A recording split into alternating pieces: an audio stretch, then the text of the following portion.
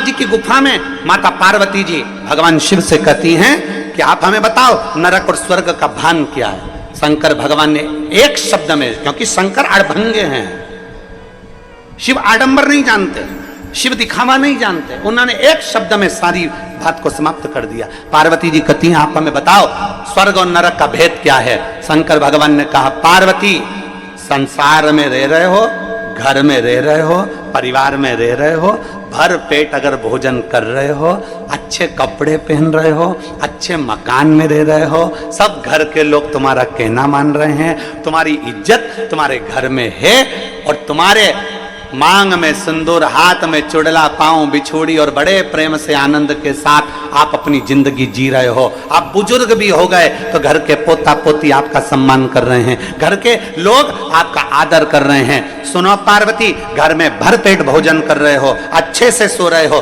भरचक नींद हो रही है, अच्छी जिंदगी जी रहे हो, तो ये समझ लेना कि तुम स्वर्ग में निवास कर रहे हो, यही स्वर्ग पृथ्वी पर है। और सुनो पार्वती, नरक का भान भी मैं तुम्हें करा देता हूं। नरक किसको कहा जाता है?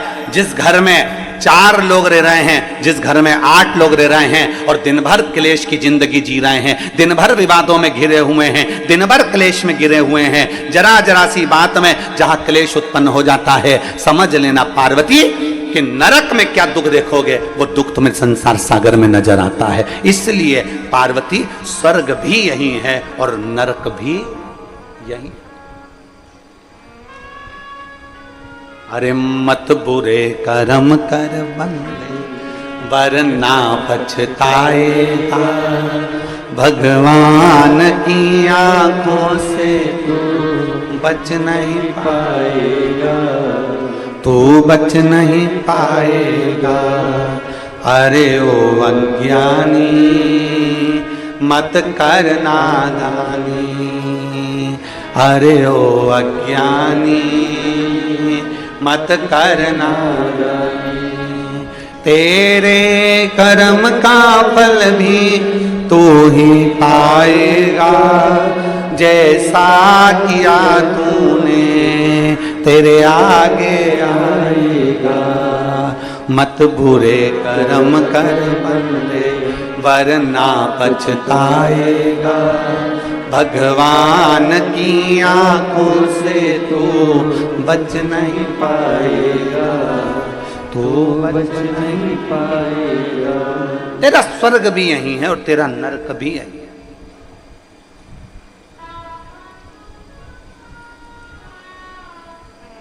गुरु होता ही जीवन में ऐसा है कि वो आपको स्वर्ग और नरक का दर्शन पृथ्वी पर कराने का प्रयास करेगा। ऊपर की किसने देखी साहब?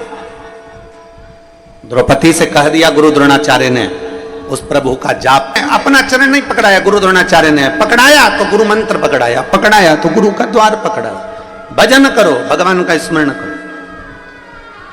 स्वयं स्वामी विवेकानंद जी रामकृष्ण परमहंस से कहते हैं, अपने गुरु जी से कहते हैं, गुरु जी शारदा माँ तुम्हारी सुनती है, जगत जननी जगदम्बा अम्बा माँ काल रात्रि माँ दुर्गा भवानी तुम्हारी सुनती है। आप अपने शरीर में कैंसर जैसा रोग हो गया है, आप माँ को बोलते क्यों नहीं हो? आप माँ जगत जननी से कहते क्यों नहीं हो?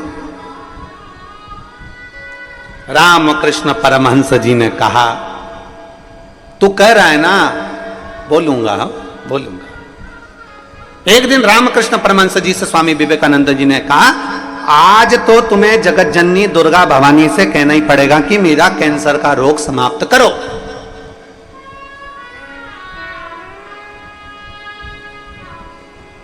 कमरे में बंद कर दिया रामकृष्ण परमहंस जी ने दरवाजा, बैठ गए।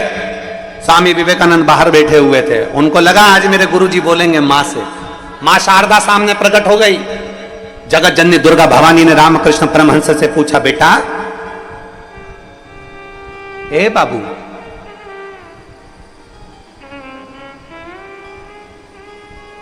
रामा, रामकृष्ण, ए बाबू। रामकृष्ण परमहंस जी नेत्र बंद कर कर बैठे थे, आंखों से नीर बह रहा था। स्वामी विवेकानंद बाहर बैठे हुए इंतजार कर रहे हैं, आज मेरे गुरु की बीमारी ठीक हो जाएगी। आंख से आंसू बह रहे रामकृष्ण परमहंस के, और मां जगत जननी ने पूछा, बाबू तू रो रहा है? बाबू तेरी आंख में चले राम, ए रामकृष्ण, ए बाबू, तेरी ये शारदा ने, तेरी ये मां ने आज तक तेरी आंख में आंसू नहीं देखे हैं, आज तू रो रहा है। रामकृष्ण परमहंस जी ने कहा, मां आज एक शिष्य के लिए गुरु आपसे बात करने आया है। शिष्य कहता है कि मेरी बीमारी समाप्त हो जाए, पर मां वो तो शिष्य है, गुरु का भला सोचता है। पर मां मैं तो इतना कहना चाहता हूं, अगर आज मैं अपने कर्म का भोग नहीं भोगा तो मुझे दूसरा जन्म लेकर फिर भोगना पड़ेगा, फिर भोगना। मां मेरे भाग्य में जो दुख लिखा है वो तू देते रहना मना नहीं है, पर मां इतनी कृपा करना कि तेरी भक्ति में मेरा मन लगा रहे और मेरी बीमारी का भी मुझे भान ना हो, बस इतनी करुणा कर देना। दुख आएगा, तकलीफ आएगी, कष्ट आएगा, बीमारी आएगी, ऐसा कोई संसार में नहीं जन्मा जिसकी जिंदगी में तकलीफ नहीं आई, ऐसा कोई जिंदगी में नहीं जन्मा जिसके जीवन में दुख नहीं आया, ऐसा कोई बड़े से बड़ा महात्मा हो चाहे छोटे से छोटा व्यक्ति हो, जिंदगी में ऐसा कोई नहीं जन्मा जिसकी जिंदगी में तकलीफ या दुख या कष्ट नहीं आया। बस उस दुख की घड़ी में आप परमात्मा पर एक लोटा जल चढ़ाते रहो, महादेव को एक लोटा जल चढ़ाते रहो, जिससे वो दुख की घड़ी निकलती चली जाए, तुम्हारा ध्यान उस दुख में ना जाए, तुम्हारा ध्यान उस तकलीफ में ना जाए।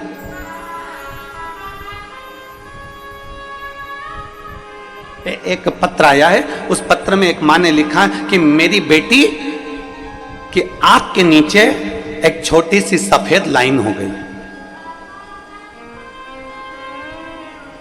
बेटी का जीवन, लड़की का जीवन, मेरी बेटी के आंख के नीचे सफेद लाइन हो गई। सफेद लाइन जब आंख के नीचे रही तो धीरे धीरे धीरे धीरे वो सफेद सफेद सफेद करते करते पूरा चेहरा उसका सफेद होने लगा, बीमारी फैल गई। उसने पत्र में लिखा, जरा देखिएगा।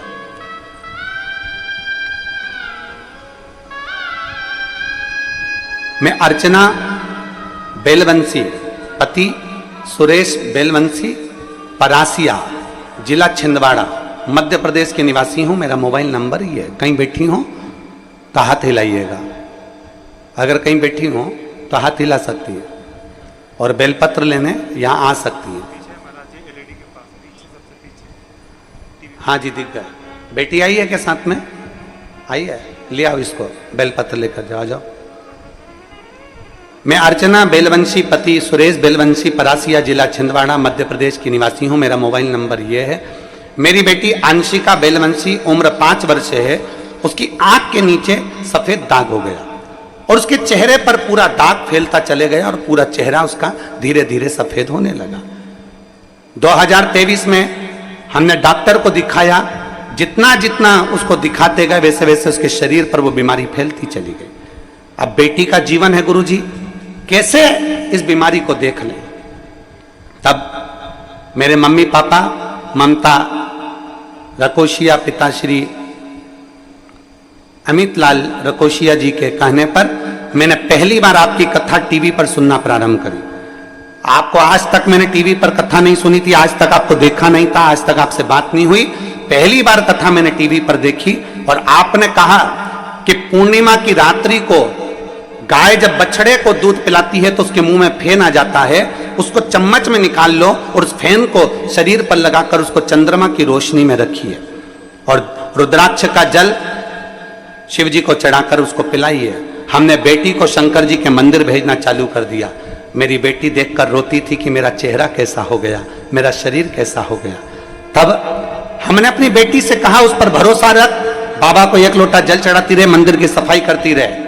और बाबा का क्या गुणगान करूं गुरुदेव, मेरे बाबा तो शंकर हैं और मैं क्या कहूं, आपकी वाणी में केवल शिव पुराण नहीं है, शंकर खुद वाणी से ऐसा लगता है कि बोलता है। बाबा आज मेरी बेटी पूरी तरह से ठीक हो गई, उसका चेहरा वापस वैसा की वैसा हो गया और उसका रोग समाप्त हो गया। मैं बाबा को प्रणाम करने के लिए एक शिव तत्व की प्राप्ति, एक शंकर ओघड़ी की प्राप्ति।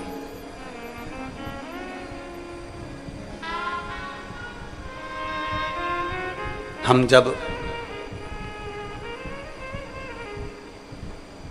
शिव को अपना मान लेते हैं और शंकर को अपना जान लेते हैं, हम जब शिव को अपना मान लिए, शंकर को जब हमने अपना जान लिया,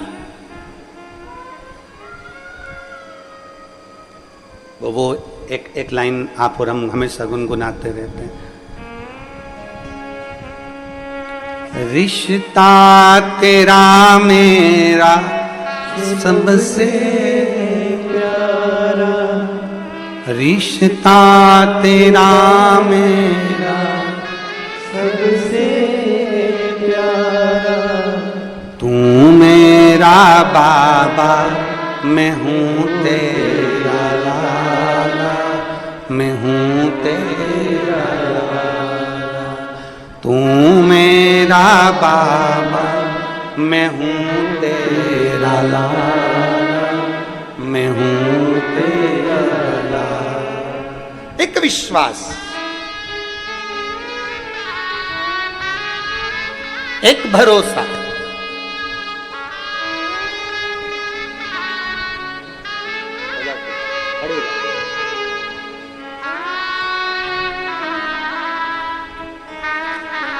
यही बेटी है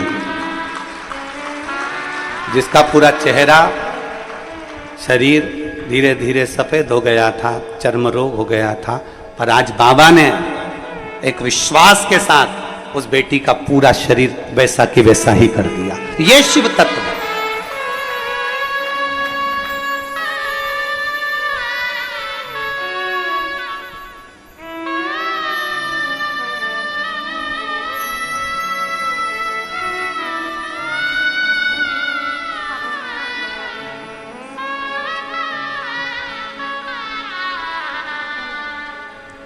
प्रणाम करो।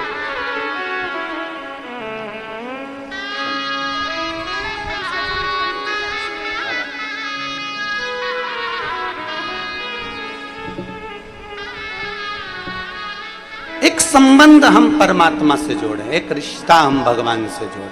हमें इंसान से रिश्ता नहीं जोड़ना है।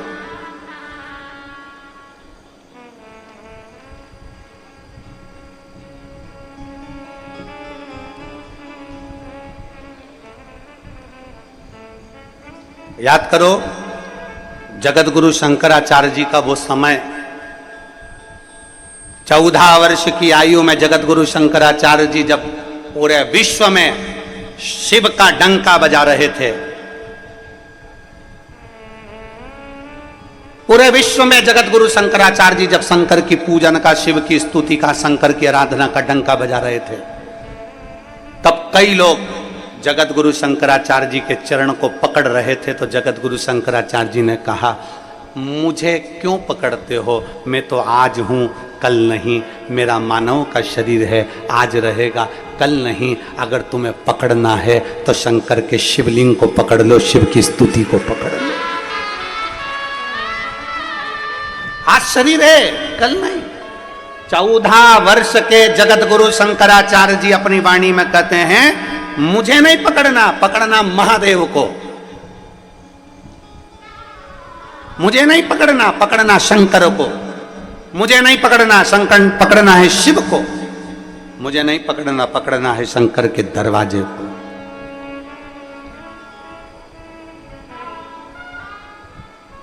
हमसे कोई संबंध आपका नहीं है, संबंध परमात्मा से बनाइए।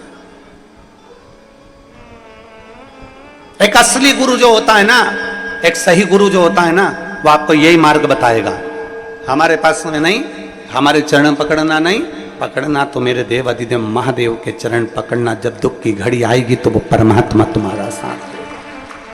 और अंत समय प्रभु आना पड़ेगा, वचन दिया तो निभाना पड़ेगा। आए ना आए प्रभु कुटुंब कबीरा, अंत समय प्रभु आना पड़ेगा। वचन दिया तो निभाना पड़ेगा। अंत समय प्रभु। एक शिव पर भरोसा करिए, एक ओगड़ी पर भरोसा करिए। मां शारदा कर रही है, मां जगतजननी दुर्गा भवानी कर रही है, मां आद्य शक्ति कर रही है। रामा तेरी आंख में चले। ए बाबू क्यों रो रहा है, क्यों रो रहा है? रामकृष्ण परमहंस जी कहते हैं मां बस एक आस ले लिए बैठा हूं, एक आस। क्या आस है तेरी, बोल। रामकृष्ण परमहंस जी कहते हैं ये जो रोग मिला है ना, बस तुम्हारी भक्ति में इतना डूबा रहूं कि ये रोग मुझे मालूम ना पड़े। शिव जी के मंदिर में जब एक लोटा जल चढ़ाने जाओ, शंकर जी से अपने मन की बात कहते समय ये जरूर कहना कि अगर दुख की घड़ी आए तो परमात्मा इतनी कृपा जरूर करना कि वो दुख मुझे याद ना आए। तेरी भक्ति में इतना रमा रहूं मैं, तेरे भजन में इतना रमा रहूं।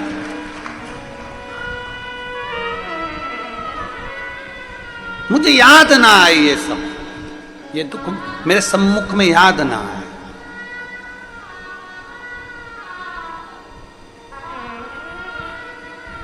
आप में से कोई लोग नाव में कभी बैठे हैं क्या? जो लोग बैठे हैं जरा हाथ उठाओ। नाव में कभी बैठे हो तो ठीक है, रख लो रख लो, बहुत जोरदार।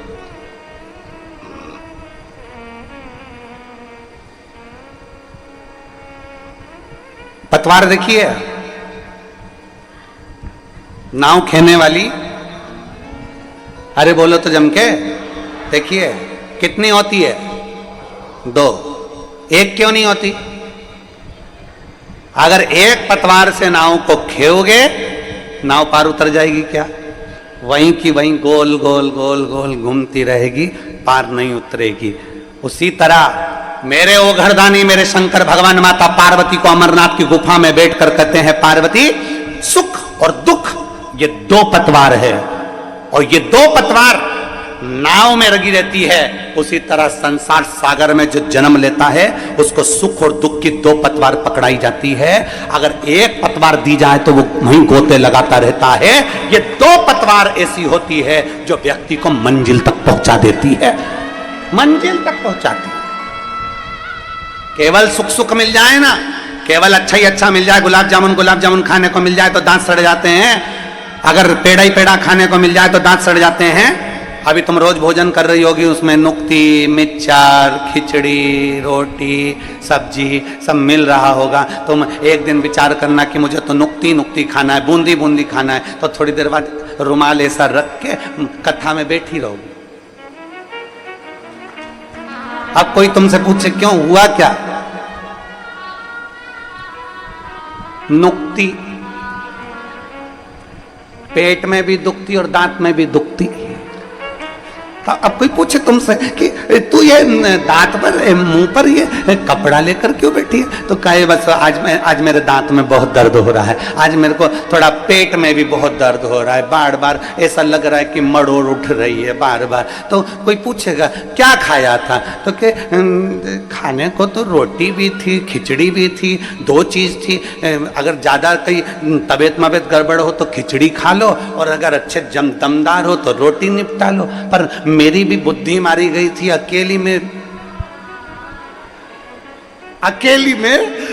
जोरदार अच्छी कुरकुरी सी नुक्ती थी, वो निपटा गई। अब मुझे क्या मालूम था कि नुक्ती पेट में दुखती, अब मुझे क्या मालूम था, मेरे को तो लगा कि अच्छी है।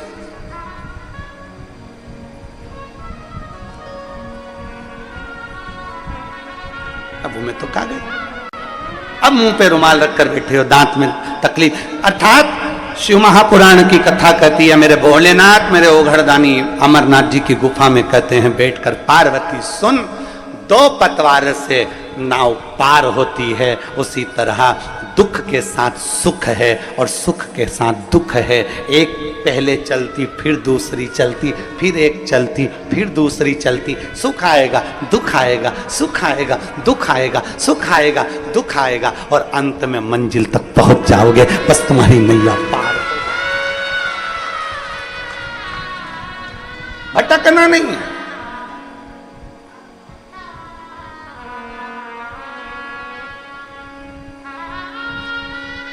भटकना नहीं।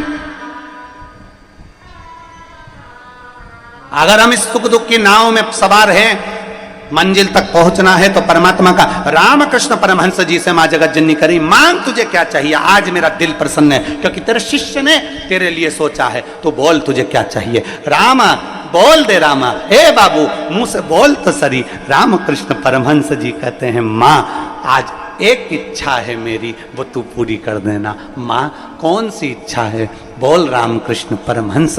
मां पूछ रही है कौन सी इच्छा। तब स्वामी विवेकानंद जी का स्मरण आया और रामकृष्ण परमहंस जी ने कहा मां इतना जरूर करना, जब मेरे अंतिम क्षण हो, प्राण छूट रहे हो मां, तब तेरी गोद में मेरा सिर रखा हुआ हो और मैं अपने धाम को चला जाऊं। बस इतनी क्या कर?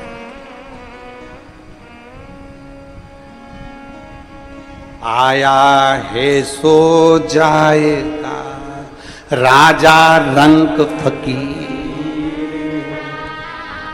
जो आया वो जाना है। ऐसा संसार में कोई जन्म मरण और परण, तीन मेरे बाबा के हाथ में है। जन्म, डॉक्टर ने कह दिया 8 तारीख की डिलीवरी का टाइम है, मालूम पड़े 15 दिन पहले हो गई या 10 दिन और निकाल दी। जन्म, मरण, मृत्यु। किसी ने पत्रिका देखकर कहा था बहुत लंबी उम्र है, मालूम पड़ा टेका या निपट गए। डॉक्टर ने कहा था अंतिम सांस चल रही है, घर ले जाओ, मालूम पड़े 1 साल तक पलंग पे पड़े पड़े निकाल दिए, मरे ही नहीं। 4 बार गीता जी सुना दी, 3 बार गोबर लिप के नीचे सुला दिया, मालूम पड़े फिर सांस चल गई, फिर उठा के पलंग पे लेटा दिया, निपटी नहीं, मरे ही नहीं। जन्म, मरण, परण, विवाह, शादी। तुम सोच कर बैठी थी मैं लड़के की शादी करूंगी, ऐसी बहू लेके आऊंगी, लड़की की शादी करूंगी, ऐसा दामाद ढूंढ के लाऊंगी। अब हम क्या बोलें तुमको, तुम सब अच्छे से जान रही होगी तुम्हारे घर में कैसी आई है और कैसे दामाद और कैसे सब मिले हैं, ये तुम सब जानते। कितना कितना सोचा था, कितना कितना विचार करा था, कितना कितना मन में सोच कर बैठे थे।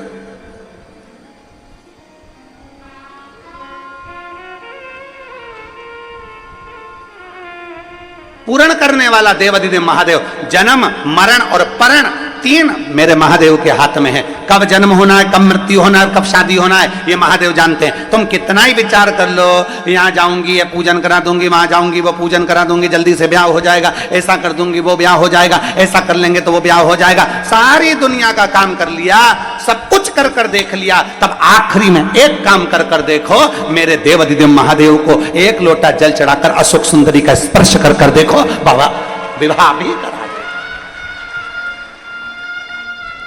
एक पत्र है,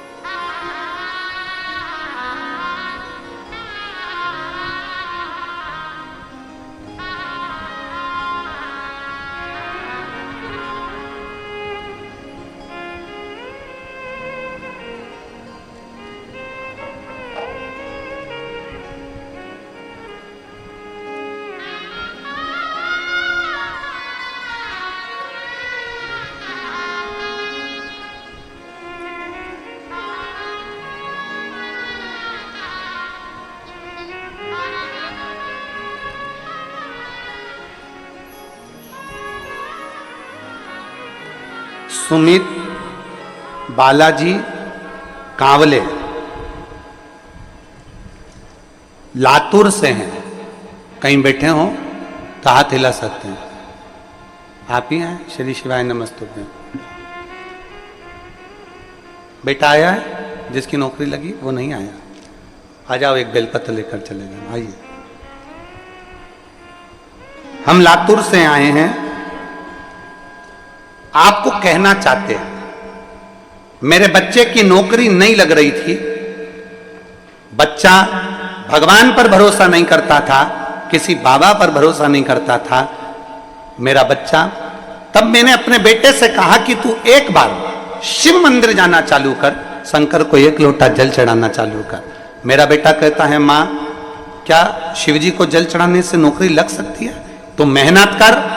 वो सियोर वाला महाराज कहता है, इतनी मेहनत करो और शंकर को फिर आखिरी में 1 बेलपत्र उस पर शहद लगाकर बाबा को विनय कर कर जा, जरूर सफलता मिलेगी। और मेरे बेटे ने मेरा कहना माना, एग्जाम देने गया, मेहनत कर कर, अच्छा लगन लगाकर और बेलपत्री पर शहद चढ़ाकर आज मेरा बेटा गवर्नमेंट में सिविल इंजीनियरिंग के पद पर नियुक्त हो गया। मैं बाबा को धन्यवाद देती हूं। ये शिव तत्व है। एक भीतर से एक विश्वास की जागरूकता होना चाहिए, अपने भीतर एक विश्वास की जागरूकता उत्पन्न। कहते हैं ना,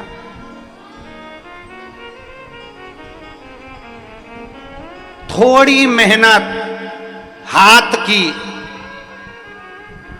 जम के बोलो आप भी हमारे साथ, थोड़ी मेहनत हाथ की, बाकी की कृपा कुबरेश्वर नाथ की, बाकी की कृपा बहुत है।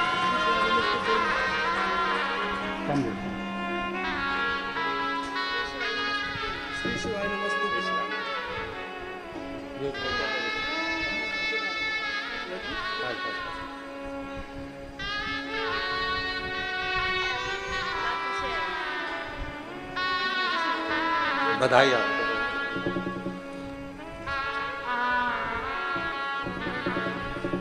थोड़ी मेहनत, जम के बोलो जरा, हाथ की, बाकी की कृपा भोले नाथ। मेहनत आपको करना है, परिश्रम आपको करना है, संघर्ष आपको करना है, पर बाकी का जो संघर्ष करो, जो मेहनत करो, मेरे शंकर के भरोसे पर कर लो, फिर आगे बढ़ लो। मेरा भोलेनाथ आपका हाथ पकड़कर पार कर ही दे। थोड़ी मेहनत हाथ की, बाकी की कृपा भोले नाथ की। बाकी की कृपा करने वाला वो भोले भंडारी है, भोलेनाथ।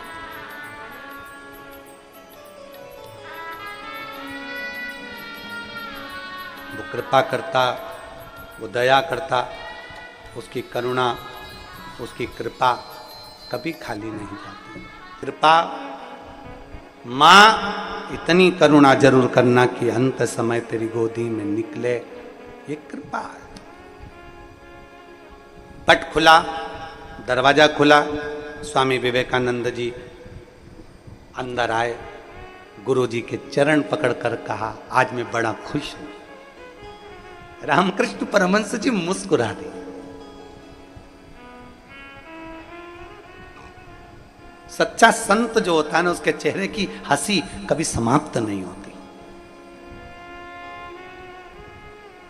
सच्चे संत के चेहरे की हंसी कभी समाप्त नहीं होती। सच्चा जो संत होता है उसके चेहरे पर कभी क्रोध नहीं आता।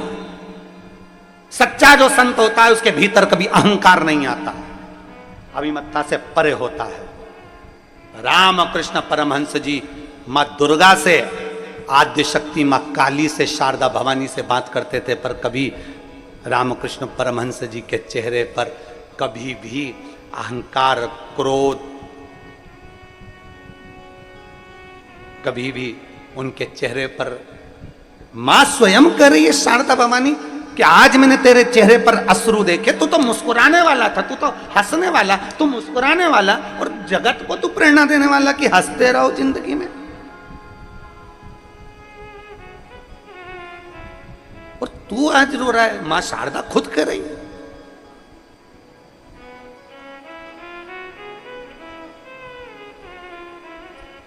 हे राम, तो आज रामकृष्ण परमहंस जी, आज स्वामी विवेकानंद जी ने जैसे चरण पकड़े, मुस्कुरा रहे हैं। नरेंद्र ने पूछा, स्वामी विवेकानंद जी ने पूछा, गुरुदेव आज मैं बड़ा खुश हूं। स्वामी विवेकानंद जी ने पूछा, क्यों आज इतनी प्रसन्नता तेरे चेहरे पर है? स्वामी विवेकानंद जी, नरेंद्र तेरे चेहरे पर इतनी प्रसन्नता है, किस बात की प्रसन्नता है?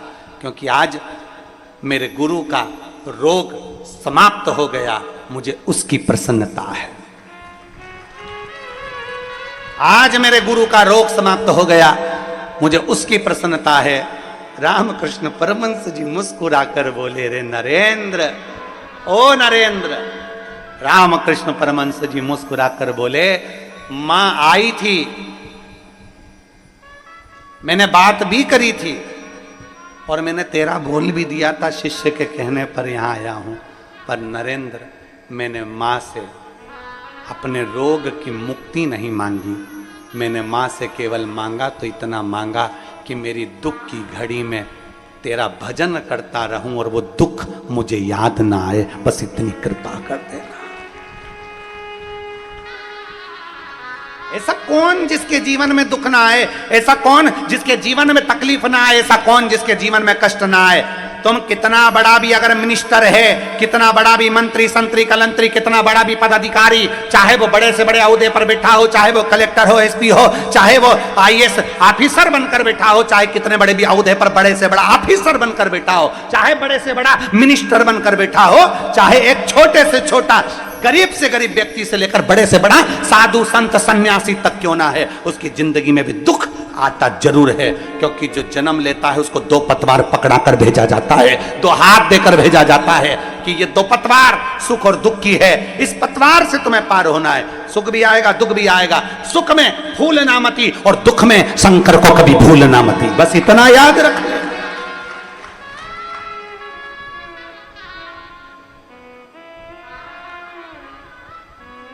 सुख में भूलना नहीं और दुख आए तो मेरे महादेव को भूलना नहीं। कितना भी दुख आए, मेरे शंभू को, मेरे शंकर को कभी भूलना नहीं। और फिर निवेदन करूंगा, मेरे भारत भूमि की जितनी माताएं कथा सुन रही हैं और विदेश में बैठकर जितने मेरे सनातनी इस पवित्र शिव महापुराण की कथा को सुन रहे हैं और जितने कुबेरेश्वर बाबा की कंकर शंकर की धरा पर बैठकर कथा सुन रहे हो, अपने भीतर एक बात को गांठ बंद कर रख लेना कि दुख की घड़ी में कोई साथ ना दे, तब एक लोटा जल अपने घर से भरना, चाहे दिन हो, चाहे रात, चाहे सुबह हो, चाहे शाम, पहुंच जाना मेरे महादेव के पास और कह देना उसको, एक लोटा जल भरना और पहुंच जाना अपने पिता के पास में, अपने बाबुल के पास में, और बाप के पास पहुंचकर उससे अपने दिल की बात कह देना, उसको पिता मानकर, उसको अपना पिता जानकर अपने मन की बात कह देना। बाबुल, आज मैं दुखी हूं, पापा आज मैं बहुत तकलीफ में हूं, पिता आज मेरे जीवन में ये तकलीफ आकर खड़ी हो गई, सारी समस्या का हल